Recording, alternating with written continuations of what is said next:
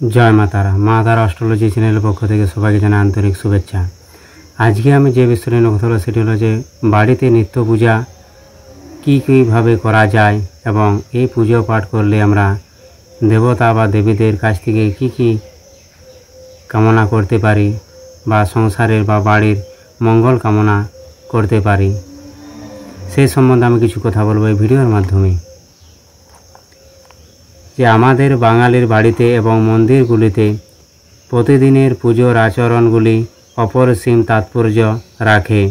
এটি একটি পবিত্র অভ্যাস যার মধ্যে দেবতাদের পূজা করা হয়, তাদের কাছে আশীর্বাদ চাওয়া হয়। দিনটি সাধারণত ভোরে ঘুম থেকে ওঠা এবং নিজেকে শুদ্ধ করার জন্য স্নানের মাধ্যমে শুরু হয়। এরপর পুজোর এলাকা পরিষ্কার করা হয়। এরপর দেব ও দেবীর মূর্তি স্থাপন করা হয়। ফুল, ফল, ধূপকাঠি ও মিষ্টির মতো নৈবেদ্য তারপর দেবতাদের কাছে পেশ করা এবং মন্ত্রগুলি জপ করা হয় এবং দেবতাদের আশীর্বাদ প্রার্থনা করার জন্য প্রার্থনা করা হয়। শ্রদ্ধা ও ভক্তির মাধ্যমে দেবতাদের সামনে প্রদীপ জ্বালিয়ে আরতি অনুষ্ঠান করা, এর সাথে সাথে স্তোত্র ও ভজন গান করা হয়।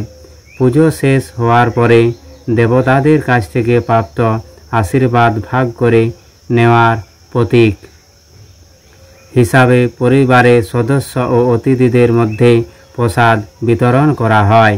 মন্দিরগুলিতে আচরণগুলি পুরোহিতদের দ্বারা সঞ্চালিত হয়, যারা ঐতিহ্যগত পদ্ধতি অনুসরণ করে এবং ভক্তদের পক্ষে প্রার্থনা করেন। প্রতিদিনের পূজার আচরণ আধ্যাত্মিক সম্প্রীতি বজায় রাখতে এবং একজনের জীবনে ঐশ্বরিক নির্দেশনা চাওয়ার ক্ষেত্রে গুরুত্বপূর্ণ ভূমিকা পালন করে। তা এখন এই কলিযুগে কিন্তু অধিকাংশ বাড়িতেই হয়তো পুরোহিত মশাই পাওয়া যায় না, তাই বাড়িতে নিজেরাই হয়তো ঠিকমতো গুছিয়ে নিয়ে ভগবানের কাছে পূজা এবং প্রার্থনা দুই করতে পারে, যে কোনো নারী বা পুরুষ হোক। কিন্তু পুজো পাঠ করার আগে কিন্তু একটা জিনিস মানতে হবে, সেটি হলো দীক্ষা কিন্তু অবশ্যই নিতে হবে। দীক্ষা ছাড়া কিন্তু দেবতাদের পুজো কাজে লাগে না। দেব পুজোর অধিকারী তখনই হবে যখন সে গুরুমুখী হবে বা গুরু দীক্ষা নেবে।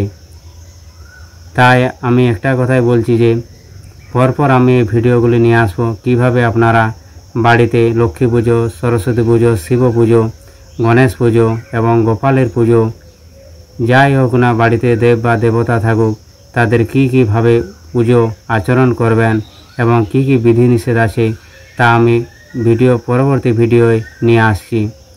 আপনাদের যদি কোনো পুজোর ক্ষেত্রে ব্রাহ্মণের প্রয়োজন হয় তাহলে আমার এই মোবাইল নাম্বারে ফোন করে আমার সঙ্গে যোগাযোগ করতে পারেন।